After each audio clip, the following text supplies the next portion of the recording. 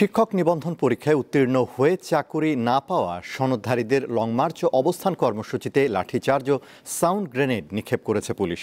সভা সমাবেশের নিষেধাজ্ঞা অমান্য করার অভিযোগ করেছে পুলিশ। আর আন্দোলনকারীরা বলছেন দাবি না মানা পর্যন্ত কর্মসূচি চালাবেন তারা।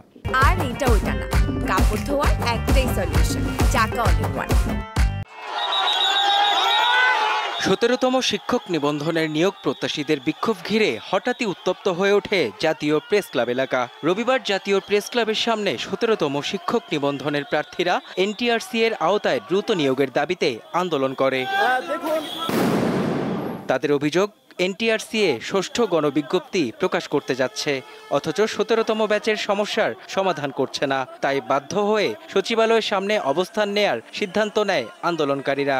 বাংলাদেশ কেন পৃথিবীর কোন জায়গায় এক চাকরিতে দুইবার বয়স ধরে বলেন? যদি আমাদের দাবির পালন না হয় তাহলে আমরা লাগাতার আন্দোলনে চলে যাব। টিয়ার শেল আর গ্রেনেড নিক্ষেপ করছে আমাদের উপর, অনেকগুলো ভাইকে লাঠিচার্জ করছে। নিষেধাজ্ঞা জারি থাকার পরেও পুলিশের ব্যারিকেড ভেঙে সচিবালয়ের দিকে মিছিল নিয়ে অগ্রসর হওয়ার চেষ্টা করলে সাউন্ড গ্রেনেড ও লাঠিচার্জ করে আইন শৃঙ্খলা রক্ষাকারী বাহিনী।